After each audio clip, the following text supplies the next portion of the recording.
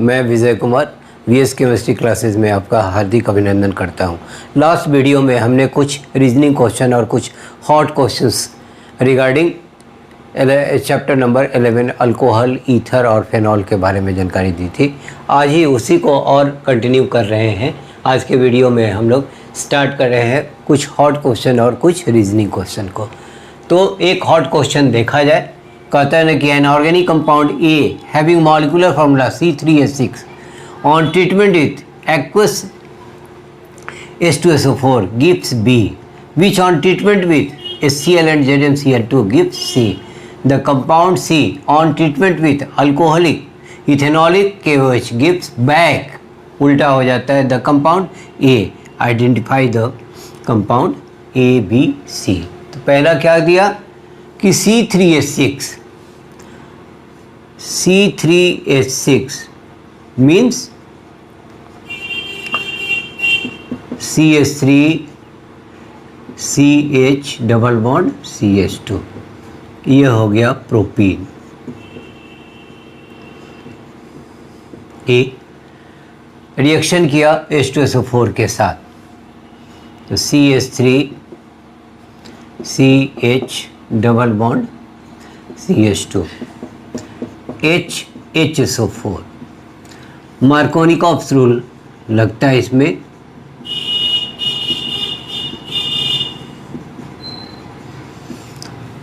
ये हाइड्रोजन वैसे double bonded carbon atom के पास जाएंगे जहाँ पर हाइड्रोजन की संख्या ज़्यादा होगी। तो इस कार्बन के पास एक हाइड्रोजन है और इस कार्बन के पास दो हाइड्रोजन है, तो ये इसके पास और HSO4 इसके पास, और बॉन्डिंग टूट जाता है। CH3 CH HSO4 and CH3। अब जैसे हाइड्रोलिसिस करते हैं, यहाँ से ये ब्रेक कर जाता है, यहाँ OH और यहाँ H, यहाँ से निकल गया minus H2SO4 and we get CH3 CH OH CH3 propane 2 ol. ये हो गया B। On treatment with HCl and ZnCl2 ZnCl2 जैसे रिएक्शन करते हैं तो यह OH इस H के साथ माइनस H2O करके निकल जाता है और CH3 CH Cl 2 क्लोरोप्रोपेन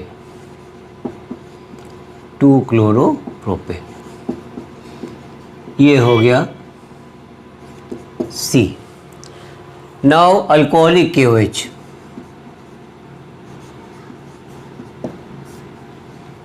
ये Cl K के साथ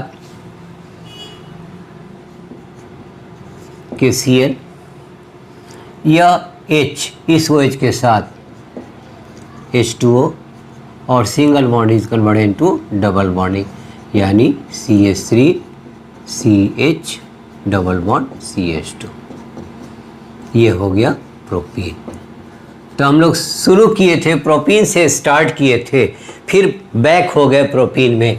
तो ये कहता है कि inorganic compound a having molecular formula C3H6 means CH3 CH double bond CH2 propene, ये हो गया A. On treatment with aqueous H2SO4, तो पहले हम लोग क्या किए, H2SO4 के साथ हमने रिएक्शन कराया।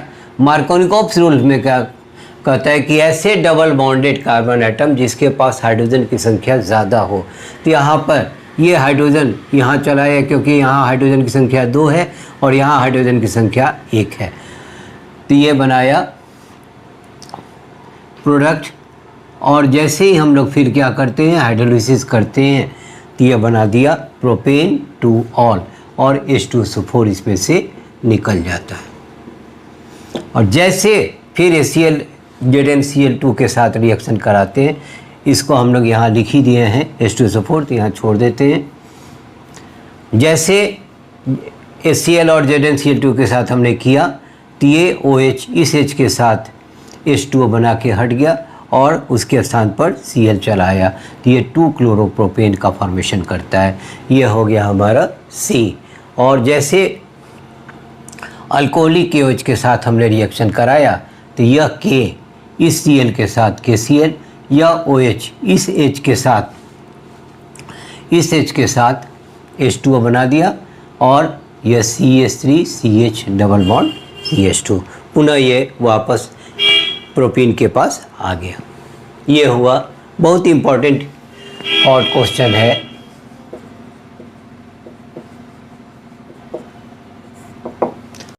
अब नेक्स्ट क्वेश्चन देखा जाए।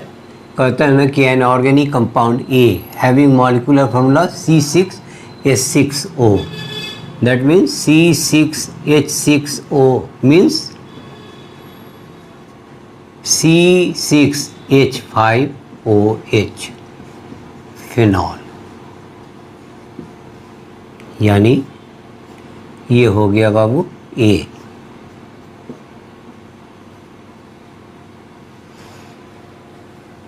gives a characteristic color with aqueous FeCl3 solution.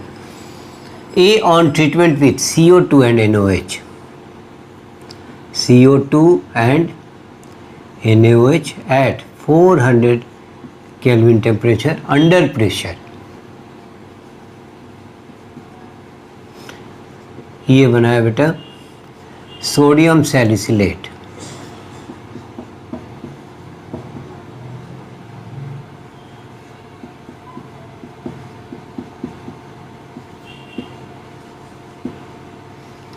Sodium salicylate, और जैसे हाइड्रोलिसिस करते हैं ये हो गया बाबू B।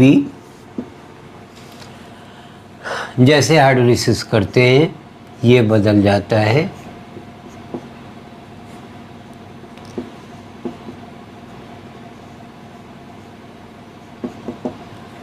Salicylic acid.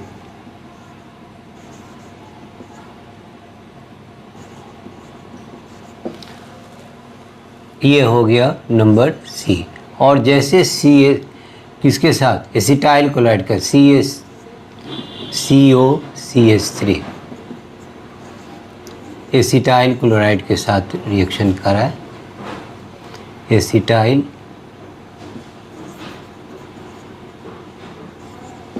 तो ये H इस Cl के साथ HCl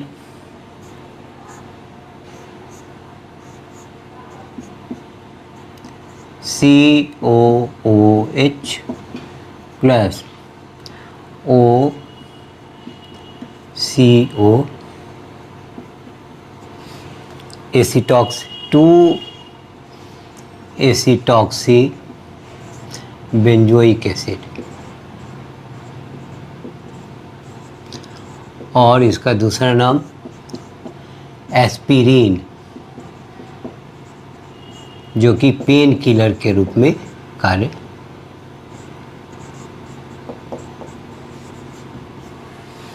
क्या कहा? An organic compound a having molecular formula C6H6O gives a characteristic colour with aqueous FeCl3। तो यहाँ पर C6H6O मीन्स C6H5OH यानी फेनॉल। तो ये हमारा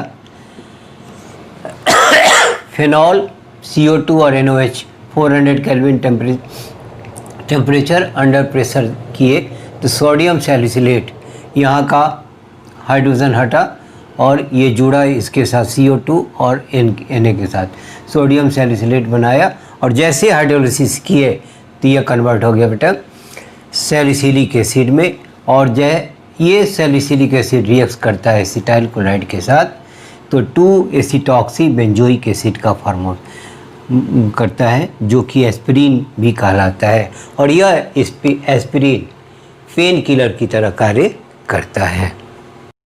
अब तीसरा हार्ड क्वेश्चन देखा जाए कि an organic compound A on treatment with chloroform and KOH gives two compound B and C. Both B and C give the same product on distill with zinc dust, यानी distillation करते हैं zinc dust के साथ, तो ये देता है। तो oxidation of D gives E having molecular formula C7H6O2. The sodium salt of E on heating with soda lime gives F, which may also be obtained by distilling A with zinc dust. Identify A to F. तो पहला तो हो गया बाबू कि compound A, निश्चित रूप से ये रिएक्शन जो होते हैं वो होते हैं RT reaction, Reimer timer reaction. Reimer timer reaction में हम लोग क्या देखते हैं कि फिनॉल रिएक्ट्स करता है क्लोरोफॉर्म और KOH के साथ। तो ये पहले बनाया mixture ortho hydroxy benzaldehyde B and पारा हाइड्रोक्सी बेंजल्डिहाइड C। इस B को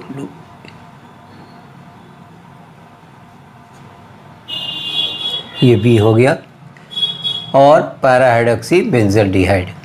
अब जैसे जिंक डस्ट डिस्टिलेशन से करते हैं तो ये कम्प्लीटली ट्रांसफर हो जाता है बेंजल डिहाइड में, ये हो गया C। और बेंजल डिहाइड को ऑक्सीडाइज करते हैं तो ये बेंजोइक एसिड, वो हो गया D, ये E। और जैसे sodium hydroxide and soda lime के साथ इसे हीट करते हैं तो पुनः ये बेंजीन में चला जाता है, ये F। और यहाँ पर भी हम लोग देखते हैं, इसे थोड़ा सा चेंज किया जाए, इस जिंक डस्ट को यहाँ से हम लोग कर दें,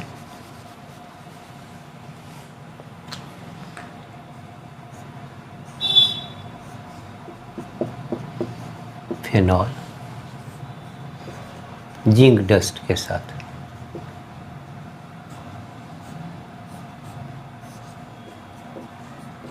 बेंजीन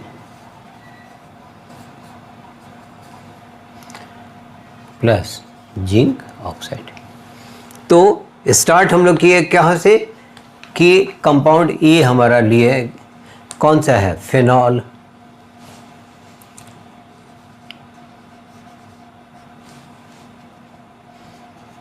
फिनॉल पहले क्लोरोफॉर्म और KOH के साथ, यही है आरटी रिएक्शन।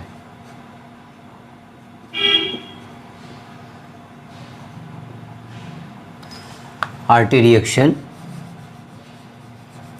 ये मिक्सचर बनाता है ortho hydroxy benzaldehyde B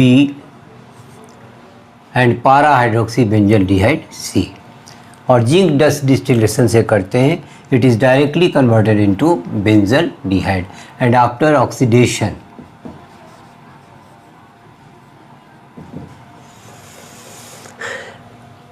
it is converted into benzoic acid and reaction with sodium hydroxide followed by soda lime and heated gently we get benzene। तो ये लगातार चेन रिएक्शन से भी हम लोग बेंजीन का फॉर्मेशन कर सकते हैं, या इसी से जिंक डस्ट से भी हम लोग कर दे तो ये बेंजीन का फॉर्मेशन। यही कहता है कि an organic compound A on treatment with CH3CHCl3 KOH gives two compound B and C ortho hydroxy benzaldehyde and para hydroxy benzaldehyde। इस C को यहाँ नीचे हम लोग डाल दें और जिंक डस्ट डिस्टिलेशन से किए तो ये D बनाया बेंजल डिहाइड, जिसका हम लोग ऑक्सीडेशन करते हैं तो ये बेंजोइक एसिड का। तो ये क्या कहता है, जिंक डस्ट के साथ किए oxidation of D gives E, ये बेंजोइक एसिड का फॉर्मेशन किया। On heating with soda lime gives F, जैसे सोडा लाइम के साथ sodium hydroxide followed by sodium hydroxide lime, यानी soda lime on heating gives benzene. तो ये हो गया हमारा, तो ए हो गया फेनॉल,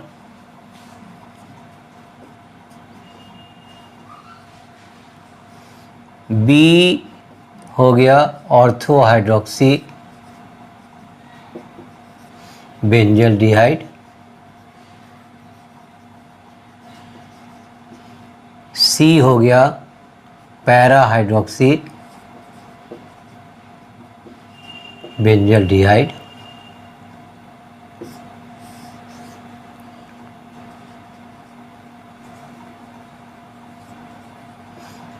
डी हो गया बेंजल डिहाइड,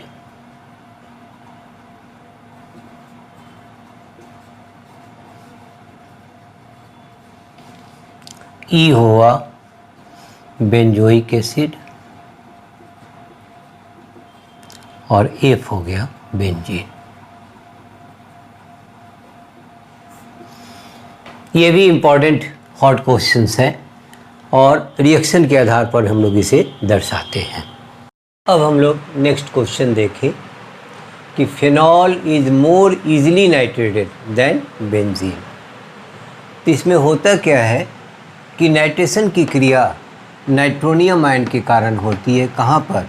बेंजीन रिंग पर इलेक्ट्रोफाइल नाइट्रोनियम आयन की क्रिया के दौरान होता है। इसलिए due to plus R effect the OH group electron density of on benzene increases. Therefore, phenol is more easily nitrated as compared to benzene ring. यानी क्या हुआ कि नाइट्रेशन की क्रिया पहले हम लोग कैसे देखते हैं कि बेंजीन रिंग के ऊपर नाइट्रोनियम आयन का अटैक जो होता है तो वो प्रोसेस जो कहलाता है नाइट्रेशन की क्रिया कहलाती है। इसमें क्या होता है कि nitrogen involves attack of electrophile nitronium ion on benzene ring due to plus R effect यानी resonance effect of OH group electron density on benzene increases. Electron density benzene के ऊपर बढ़ जाती है। Therefore phenol is more easily nitrated, इसलिए phenol आसानी पूर्वक nitration की क्रिया करता है as compare to benzene ring. यानी बेंजीन रिंग की तुलना में फेनॉल आसानी पूर्वक नाइट्रेशन की क्रिया दर्शाता है। अब रिएक्शन से हम लोग देख ले बेटा।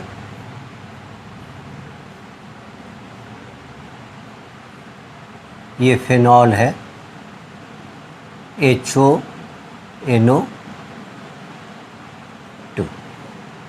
इस पर माइनस इस पर प्लस। ये अटैक करता है एक बार यहाँ, एक बार अटैक करता है यहाँ, यानी आसानी पूर्वक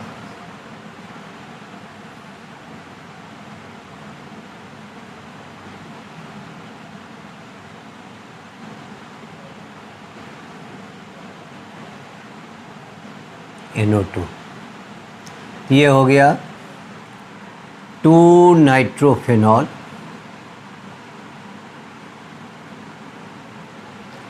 और ऑर्थो नाइट्रोफेनॉल। ये हो गया बाबू पैरा नाइट्रो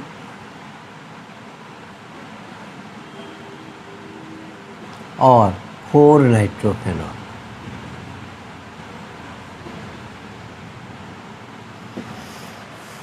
तो नाइट्रेशन की क्रिया के कारण ये आसानी पूर्वक HNO3 नाइट्रोनियम आयन से अटैक कर लेता है बेंजीन के ऊपर, और due to plus R effect यानी plus resonant effect the OH group electron density on benzene increases. Therefore phenol is more easily nitrated as compare to benzene.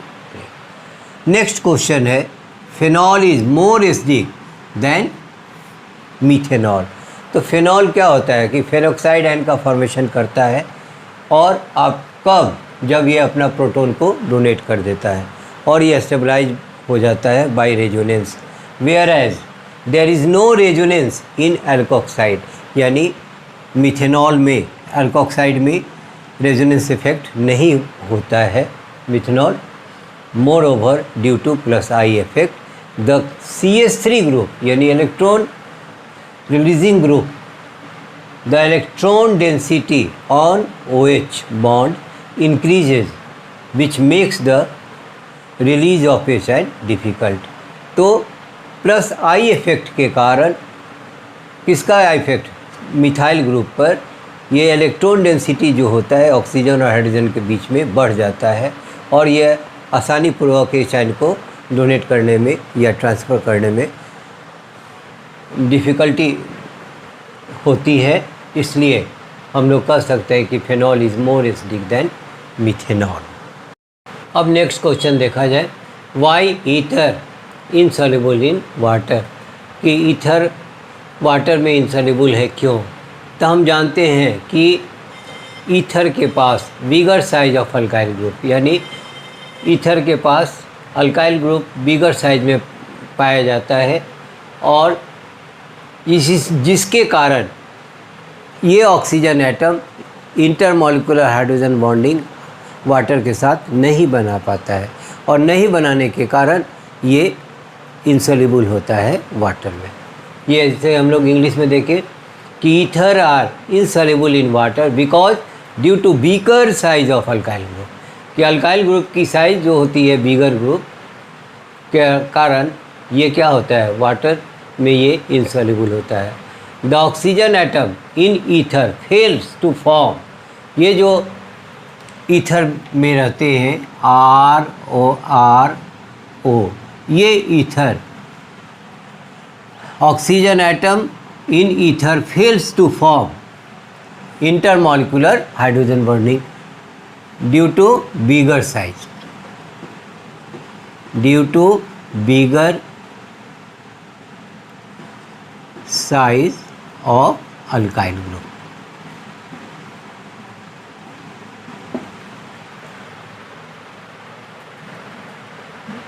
fails to form intermolecular hydrogen bonding with water, so it is insoluble in water। मोटा मोटी ये दिमाग में रखना है बेटा कि चूँकि ईथर के अल्काइल ग्रुप बिगर साइज़ के होते हैं और बिगर साइज़ के होने के कारण इनके जो ईथर के ऑक्सीजन होते हैं वे हाइड्रोजन बॉन्डिंग बनाने में सक्षम नहीं होते हैं। किसके साथ? तो वाटर के साथ सक्षम नहीं हो पाते हैं, इसलिए ये वाटर में इनसॉल्युबल होते हैं। नेक्स्ट क्वेश्चन है, diethyl ether does not react with sodium, Y?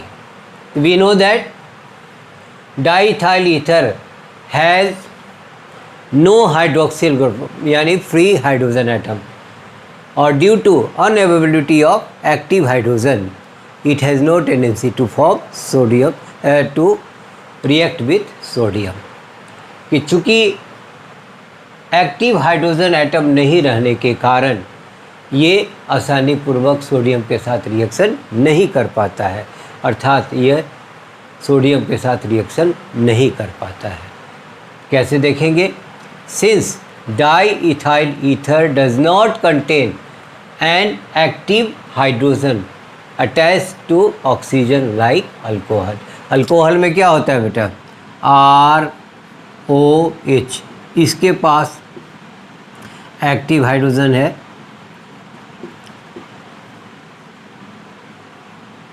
लेकिन ईथर के पास एक्टिव हाइड्रोजन नील है,